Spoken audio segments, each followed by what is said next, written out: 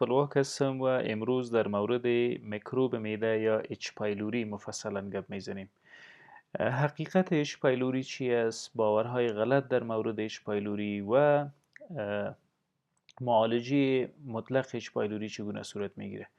خب اچ پایلوری یک میکروب سپرینگ شکل است، تقریبا اینی نوع یک ساختمان داره.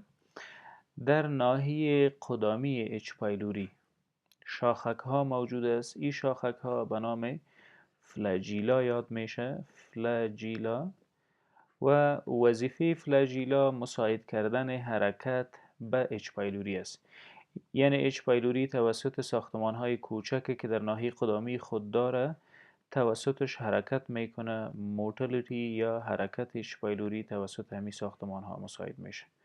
خب در پهلوی این که اچ پایلوری فلاجیلا یا وسیله برای حرکت داره، مواد از خود ترشح میکنه که یکیش انزیم به نام یوریز است. یوریز یک انزیم است که در موجودیت آب مواد به نام یوریا را که در داخل معده موجود است و توسط معده ترشح شده تبدیل میکنه به امونیا. NH3 فرمول امونیا است. NH3 امونیا جمع کربن دی اکساید. خب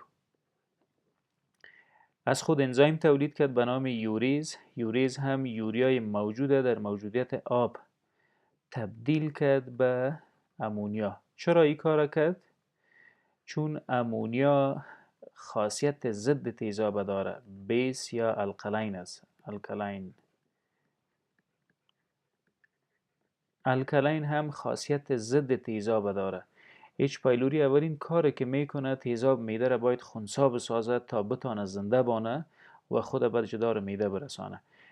نیوترالایزیشن آف اسید یا خنثی سازی تیزاب یکی از وظایف مهم اچ پایلوری است که توسطش در معده زنده میمانه. خب نیوترالایزیشن آف اسید هم صورت گرفت. اچ پایلوری توسط فلاجیلا حرکت کرد و توسط یوریز هم یک قسمت از تیزاب خنثی ساخت. مواد دیگی که اچ پایلوری از خود ترشح میکنه به نام لیپوپولیساکاراید یاد میشه. لیپوپولیساکاراید. این لیپوپولیساکاراید در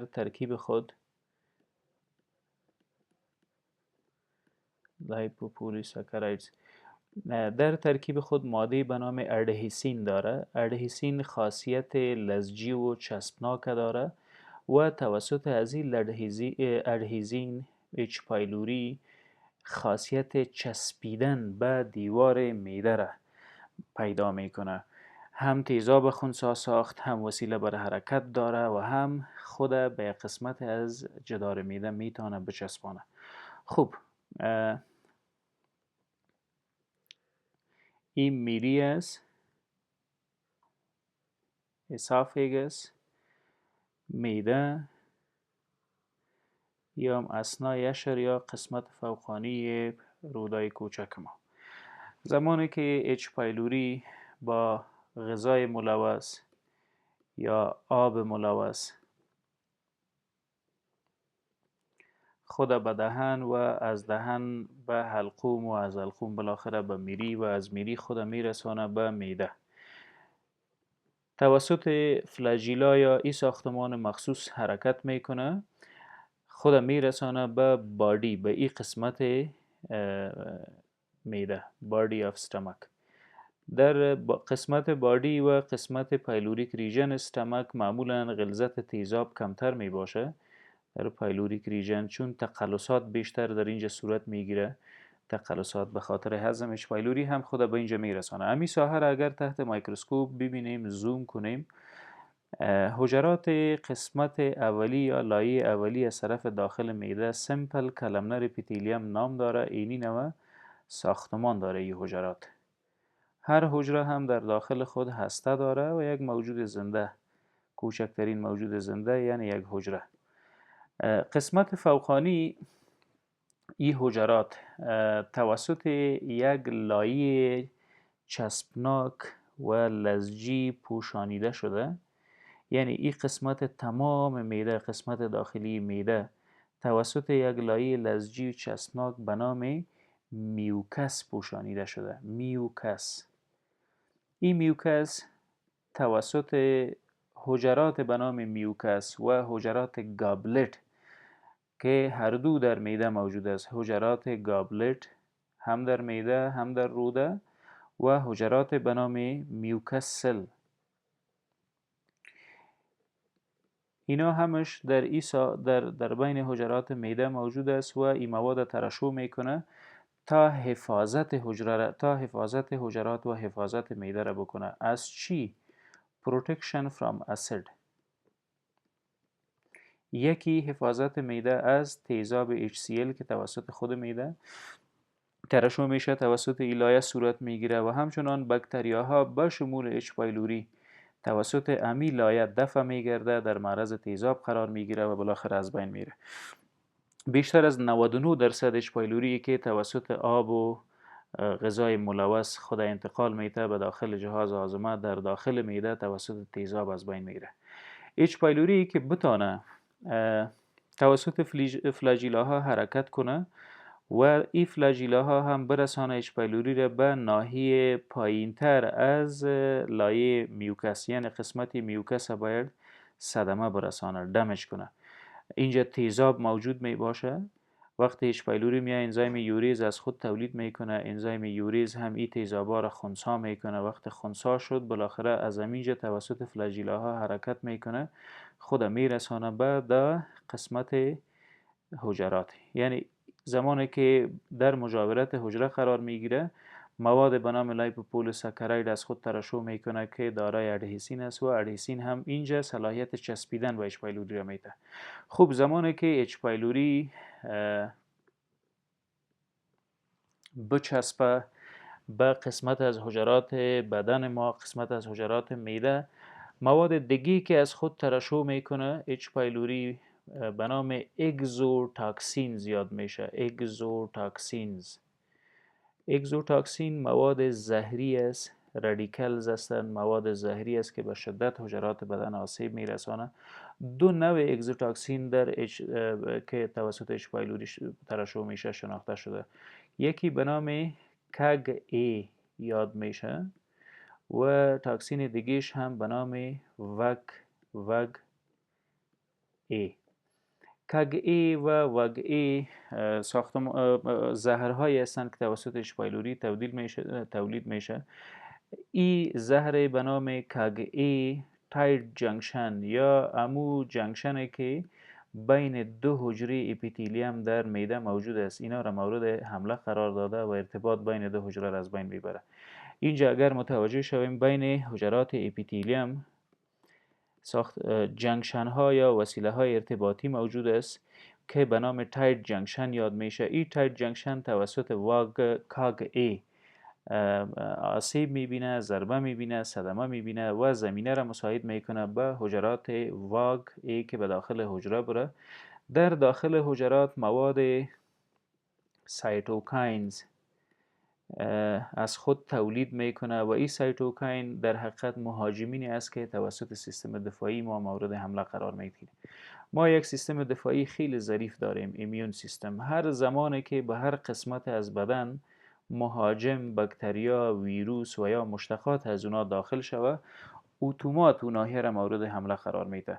خوب، فرض میکنیم اچ پایلوری توانست بنابر تخریبات که از خود نشان داد خود به دیوار معده رساند، به اینجا خود جابجا کرد و حجراتی که دیوار داخلی معده را ساخته از حجرات سمپل کالمنر، بین هم یک جنکشن داره به نام تاید جنکشن. این جنکشن ارتباط بین دو حجره را برقرار ساخته.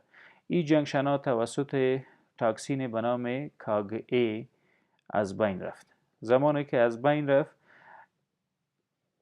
تاکسین دیگه به نام واگ ای مواد سایتوکاینز یا مواد عفونتزا را بعد در داخل حجره ریلیز کرد، در داخل حجره افراز کرد. سیستم دفاعی ما میایه و همین قسمت مورد حمله قرار میده. یعنی از یک طرف اچ پایلوری حجره را ثبات حجره را از بین میبره و از طرف دیگه سیستم دفاعی خود ما حجره را بیگانه فکر کرده بنابر موجودیت سایتوکاین یا اسباب انفلمیشن و التهاب مورد حمله قرار میده و در حملات سیستم دفاعی و اچ پایلوری انفلمیشن یا التهاب به وجود میاد. انفلمیشن یا التهاب به وجود میاد. در کجا؟ در عضلات در حجرات داخل معده. در هر انفلمیشن یا التهاب پوندیدگی موجود است، swollen area، redness، سرخی موجود می باشه قسمتی که عفونت کنه و در پهلویش پین یا درد هم قابل احساس است. خب اچ پایلوری توانست بالاخره توسط خاصیت های بده که از خود داشت خود برسانه به داخل جدار معده. زمانی که سیستم دفاعی و اچ پایلوری هر دو حجرات معده را مورد حمله قرار داد، اپاپتوسیس یا مرگ و میر حجرات به وجود میاد. اپاپتوسیس، پروگرام سل دیت یا اپاپتوسیس، مرگ و میر حجرات سبب عفونت و التهاب معده میگرده و علائمی که از عفونت و التهاب برخواسته است یکیش دلبدی است، symptoms of gastritis یا عفونت در معده کدام علائم داره. خب زمانی که معده التهابی بود، التهاب برخواسته از اچ پایلوری، اولین احساسی که مریض بعد از اچ پایلوری داره نازیا یا دلبدی. زمانی که نان بخوره بعد از خوردن احساس گرنگی و میلان به استفراغ پیدا میکنه. دلبدی سبب استفراغ نگشته، تنها دلش بد میشه، بالا میایه مواد غذایی. اگر التهاب شدید بود استفراغ هم صورت میگیره. یکی از نشانه های استفراغ برخواسته از عفونت معده، عفونت اچ پایلوری، زمانی که مریض استفراغ میکنه خود استفراغ کردن ریلیو یا راحت میسازه مریضه. در پهلوی اینها بلوتینگ سندروم، نفخ و باد، غر و غر و شکم، قبضیت، اسهالات اگر موجود باشه و به مدت طولانی هم دوام کرده جزء از نشانه هایی است که تثبیت میکنه موجودیت اچ پایلوری در معده. همچنان سوی آزمه، اسهالات، گنده شدن عروق، هم از اینا از جمله نشانه هایی است که در اچ پایلوری یک مریض احساس میکنه. اگر اچ پایلوری سبب زخم بگرده، طبعا از زخم خون میریزه و خون میتونیم در مواد غایطه به شکل ملنا مشاهده کنیم. ملنا مواد غایطی سیارنگ است. اگر خون در استفراغ دیده شد، هماتومسیس یا استفراغ خون، هم از اینا دلالت میکنه بر موجودیت زخم در معده و زخم هم به فیصدی زیاد توسط اچ پایلوری به وجود میاد. خب این شد علائم اچ پایلوری. چگونه اچ پایلوری را معالجه کرده میتونیم، یعنی علاج یا تداوی اچ پایلوری را رویش مفصلا گپ میزنیم. خب قبل از معالجه باید روی تشخیص اچ پایلوری گپ بزنیم، دیاگنوسیس یا تشخیص. برای تشخیص راه حل های خیلی زیاد پیشنهاد شده. در مواد غایطه هم انتیجن اچ پایلوری دیده میشه، ولی بهترش یوریا برث تست است. یوریا برث تست. خب در یوریا برث تست چی صورت میگیره؟ قبلا ما شما خواندیم که در اچ پایلوری توسط انزیم به نام یوریز از یوریا امونیا را میسازه. در ساخت ساز امونیا کربن دی اکساید هم تولید میشه. کربن دی اکساید هم تولید میشه. این کربن دی اکساید ما در کجا تولید شده؟ در معده، چون این پروسه در معده صورت میگیره. کربن دی اکساید از معده جذب جریان خون شد. رگ‌های کوچک گاستریک واسکولیچر از جریان خون کربن دی اکساید رفت به پورتال سرکولیشن، به لیور یا به کبد. از کبد هم کربن دی اکساید به قلب رفت، به هارت. قلب هم پمپش کرد به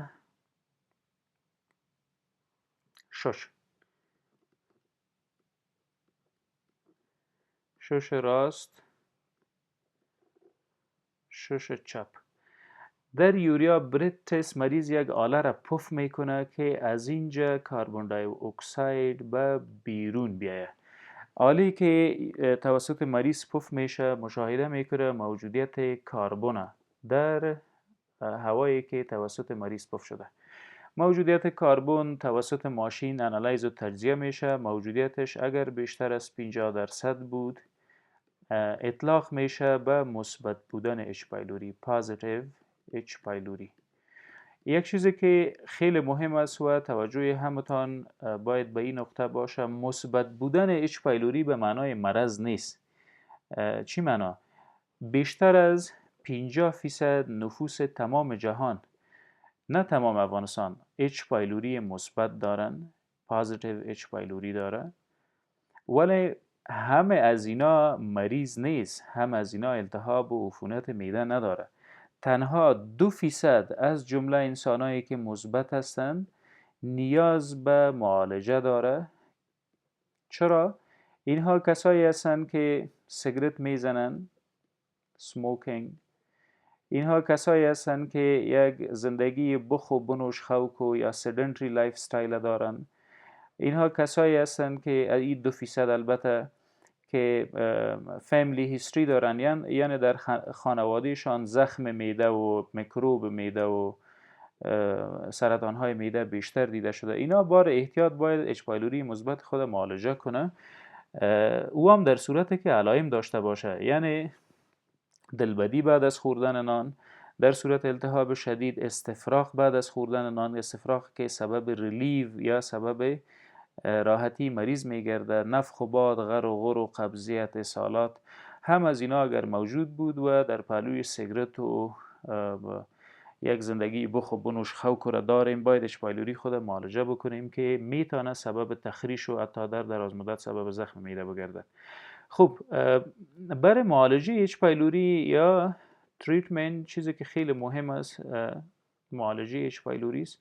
اونایی که علائم داره و نتیجه تست اچ پایلوری مثبت است باید معالجه کنه. در معالجه اچ پایلوری آنتی بیوتیک استفاده میشه. آنتی بیوتیک خاصیت ضد میکروب داره و اچ پایلوری هم یک میکروب است. آنتی بیوتیکی که بیشتر نتیجه در 90% انسان ها نتیجه مثبت داده اموکسیسیلین است. اموکسیسیلین یک آنتی بیوتیک از خانواده پنیسیلین است. پنیسیلین آنتی بیوتیکی که بیشتر انسان ها با این حساسیت داره. لطفاً بدون مجوز، بدون مشوره با دکتر سر به خودش برای معالجه اچ پایلوری اموکسیسیلین نمیگیرین که سبب حساسیت میگرده و حساسیتش مدهش است، کشنده است.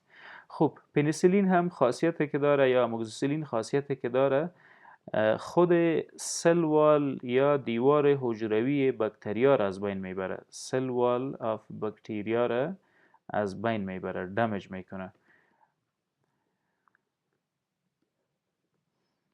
خب چگونه میتونه اموکسیسیلین دیوار حجروی اچ پایلوری را از بین ببره؟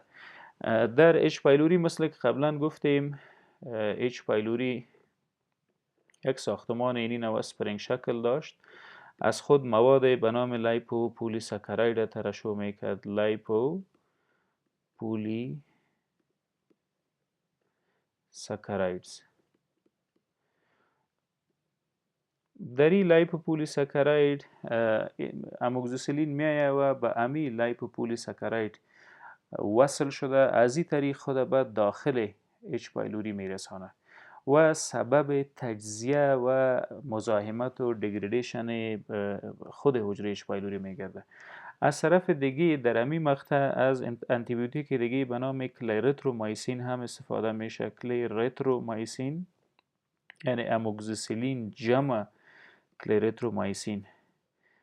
در مریضان مبتلا به اچ پایلوری میتن، چون کلریترومایسین از جمله آنتی بیوتیک است که به خاندان ماکرولایدز ارتباط داره و مکرولایدز هم خاصیت خیلی خوبه که داره، پروتین بایوسنتزیس اف میکروب توقف میده. پروتین بایوسنتزیس، در یک لحظه این کلمه را تجزیه و تحلیل میکنیم که چی است. پروتین بایوسنتزیس، بکتریال پروتین بایوسنتزیس. قبلا گفتیم که اچ پایلوری از خود چقدر ترشحات داشت. لیپوپروتین ترشح میکنه، انزیم به نام یوریز از خود ترشح میکنه، اما قسم تاکسین مواد زهری به نام واگ ای و کاگ ای را ترشح میکنه. هم از اینا از خود وجود اچ پایلوری ترشح میشه. کلریترومایسین هم میایه به داخل اچ پایلوری عبور کرده و صلاحیت اینی ساخت و ساز ازش میگیره. اگر از یک طرف اچ پایلوری نتوانه بایوسنتزیس از خودی مواد مخرب تولید کرده بتانه و از طرف دیگه اموکسیسیلین هم به داخلش بره بی‌ثباتی اچ پایلوری رو به وجود میاره، در مدت 7 روز اچ پایلوری از بین میره. 7 days. یعنی کسایی که اچ پایلوری مثبت دارن 7 روز باید معالجه کنه، بیشتر از 7 روز مکلف نیستن که دوا بخوره. اکثر اوقات با مریضای مبتلا میشیم که اونا دنبال منفی شدن اچ پایلوری در معاینه خون است یا در معاینه مواد غایطه است که هیچ ارتباط به تکلیف نداره. اگر مثبت بود و علائم نداشتیم حتی هیچ نیاز نیست که شما امی دوا را بر مدت 7 روز بخورین، چون استفاده بیشتر آنتی بیوتیک خودش سبب مرض میگرده. تکلیف به نام دسبایوسیس از خوردن بیشتر میکروب، دوای ضد میکروب پیدا میشه. ما یک اچ پایلوری مخرب یا میکروب مضر در وجود داریم، ولی میلیاردها میکروب مفید داریم که توسط امی آنتی بیوتیک ها از بین میره. در آخر بازم یادآور بشم که اچ پایلوری مثبت و اچ پایلوری قابل معالجه خیلی خیلی فرق داره. اچ پایلوری مثبت در بیشتر از 50% نفوس جهان است، تنها 2%ش معالجه میشه. این 2% کسایی هستند که یکی علائم داره. در پهلوی علائم تاریخچه خانوادگی دارن، یعنی در خانوادهشان زخم معده در پدر و مادر و خواهرشان بیشتر تشخیص شده، در خانواده و اقاربشان سرطانهای معده بیشتر دیده شده. در پهلویش این انسان ها سیگرت هم میزنه، نسوار هم استفاده میکنه، زندگی بخو بنوش و خوک و یک زندگی تنبل هم داره. اینا باید برای مدت 7 روز اچ پایلوری استفاده کنه، او هم به مشوره دکتر، نه سر به خود که اچ پایلوری ها میتونه سبب حساسیت بگرده و حساسیت برخواسته از پنیسیلین یا اموکسیسیلین خیلی هم فتل یا کشنده است. ممنون.